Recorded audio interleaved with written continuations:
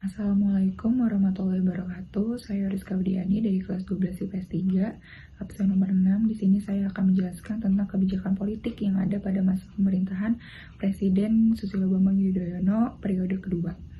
Pada periode kepemimpinannya yang kedua ini, SBY membentuk Kabinet Indonesia Bersatu II, di mana susunan kabinet ini berasal dari usulan partai politik pengusul pasangan SBY Budiono pada Pilpres 2009 yang mendapatkan kursi di DPR. Susunan Kabinet Indonesia Bersatu II ini diumumkan oleh Presiden SBY pada tanggal 29 Oktober 2009. Lalu pada 19 Mei 2010, Presiden SBY mengumumkan pergantian Menteri Keuangan. Lalu pada tanggal 18 Oktober 2011, Presiden SBY mengumumkan perombakan Kabinet Indonesia Bersatu II. Beberapa wajah baru masuk ke dalam kabinet dan beberapa menteri lainnya bergeser jabatan di dalam kabinet. Selain itu, Indonesia saat kepemimpinan SBY juga memiliki doktrin politik dynamic equilibrium, di mana sikap Indonesia yang bebas dan tidak berpihak kepada negara maupun dalam bentuk persaingan politik dan ekonomi. Tetapi kebijakan politik ini atau doktrin politik Million Friends Zero Enemy ini membuat Indonesia saat itu menandatangani berbagai bentuk kerjasama dengan negara lainnya. Akan tetapi prinsip ini berdampak ke Indonesia. Jadi Indonesia itu memiliki kekurangan. Kekurangannya adalah Indonesia seakan-akan tidak tegas dalam menangani masalah dengan negara lain, sehingga terkadang terlihat lemah dan mudah untuk ditindas negara lain. Berikut ini adalah rincian Perpu yang ditetapkan di era Presiden SBY. Perpu nomor 1 tahun 2005, penangguhan mulai berlakunya Undang-Undang nomor 2 tahun 2004 tentang penyelesaian perselisihan hubungan industrial. Perpu nomor 1 tahun 2005, Badan Rehabilitasi Rekonstruksi Wilayah dan Kehidupan Provinsi Nangro Aceh Darussalam dan Kepulauan Nias Provinsi Sumatera Utara. Perpu nomor 3 tahun 2005, perubahan atas Undang-Undang nomor 32 tahun 2004 tentang pemerintah daerah. Perpu nomor 1 tahun 2006, perubahan kedua atas Undang-Undang nomor 12 tahun 2003 tentang pemilihan umum anggota Dewan Perwakilan Rakyat, Dewan Perwakilan Daerah, dan Dewan Perwakilan Rakyat Daerah. Perpu nomor 2 tahun 2006, penangguhan pelaksanaan tugas dan fungsi pengadilan perikanan sebagaimana dimaksud dalam pasal 71 ayat 5 Undang-Undang nomor 31 tahun 2004 tentang perikanan. Perpu nomor 1 tahun 2008, perubahan atas Undang-Undang nomor 21 tahun 2001 tentang otonomi khusus bagi Provinsi Papua.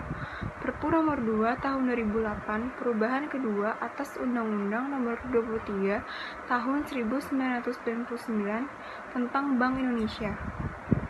Perpu nomor 3 tahun 2008, perubahan atas Undang-Undang nomor 24 tahun 2004 tentang lembaga pinjaman simpanan. Perpu nomor 4 tahun 2008, jaringan pengamanan sistem keuangan. Perpu nomor 5 tahun 2008, perubahan keempat atas Undang-Undang nomor 6 tahun 1983 tentang ketentuan umum dan tata cara perpajakan.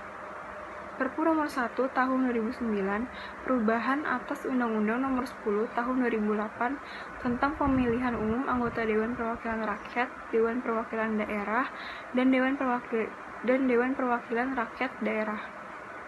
Perpu nomor 2 tahun 2009, perubahan atas Undang-Undang nomor 13 tahun 2008 tentang penyelenggaraan ibadah haji. Perpu nomor 3 tahun 2009, perubahan atas Undang-Undang nomor 9 tahun 1992 tentang keimigrasian.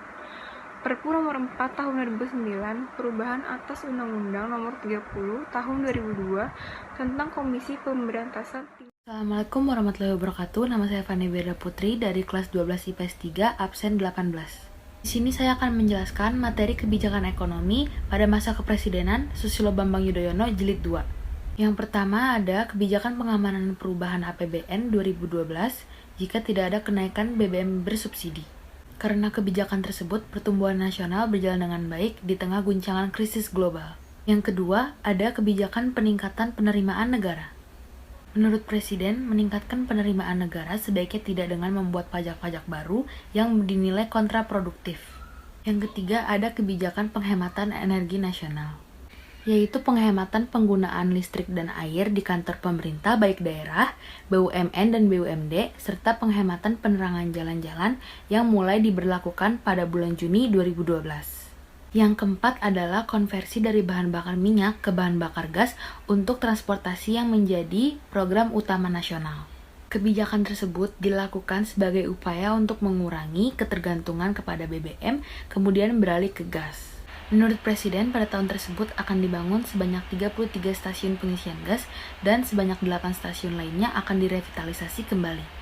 Dan kebijakan yang terakhir yaitu kebijakan untuk meningkatkan investasi pada tahun tersebut, tahun depan, dan tahun seterusnya. Menurut SBY, investasi akan berkembang jika iklim dan kondisi ekonomi Indonesia sedang membaik, serta adanya aturan-aturan yang kondusif bagi pengembangan investasi tersebut. Pemerintahan Susilo Bambang Yudhoyono periode kedua tahun 2009-tahun 2014. Diperkirakan bahwa sekitar 300 pejabat pemerintahan daerah diselidiki karena kasus korupsi selama periode kedua SBY. Yang mengindikasikan luasnya korupsi di kalangan pemerintahan dan kegagalan SBY untuk memberantas korupsi, kolusi, dan nepotisme. Kelemahan lain dalam kepemimpinan SBY berkaitan dengan ancaman yang lambat dan tidak meyakini terhadap serangan kekerasan pada penganut agama-agama minoritas, seperti pembunuhan Ahmadiyah pada Februari 2011, ketika gerombolan orang yang mengatasnamakan Islam membunuh beberapa anggota sekte Ahmadiyah lokal yang kecil di Provinsi Banten. Kendati diawali dengan menjanjikan pemerintahan satu dekade, SBY sekarang dianggap sebagai periode kesempatan-kesempatan atau Miss Opportunities. SBY menikmati dukungan besar atas parlemen di periode kedua, tetapi dia gagal untuk mendorong reformasi struktural yang sangat dibutuhkan, misalnya penghapusan subsidi bahan bakar minyak dan aliran masyarakat. Tetapi di sisi lain, gaya kepemimpinan berhasil meningkatkan stabilitas politik dan ekonomi Indonesia dan karena meletakkan dasar yang kuat bagi orang lain untuk membangun negaranya. Di sini saya akan memberikan kesimpulan dari kebijakan politik masa pemerintahan Susilo Bambang Yudhoyono Jilid 2. Kesimpulannya yaitu SBY membentuk Kabinet Indonesia Bersatu Jilid 2 yang diusulkan partai politik pasangan Susilo Bambang Yudhoyono dengan Budiono pada Pilpres 2009.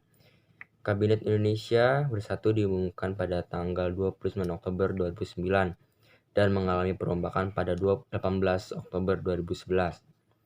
Pada masa pemerintahannya, bangsa Indonesia menganut kebijakan politik All Direction Foreign Policy dengan tagline All Friends Zero Enemy yang bersifat politik luar negeri yang bebas dan aktif. Namun, tagline tersebut atau prinsip tersebut yang zero enemy memiliki banyak kekurangan. Salah satunya membuat Indonesia seakan-akan tidak tegas dengan masalah yang ditangani dengan negara lain. Lalu pada masa pemerintahannya juga, bangsa Indonesia membuat Perpu baru yang diusulkan oleh Pak SBY.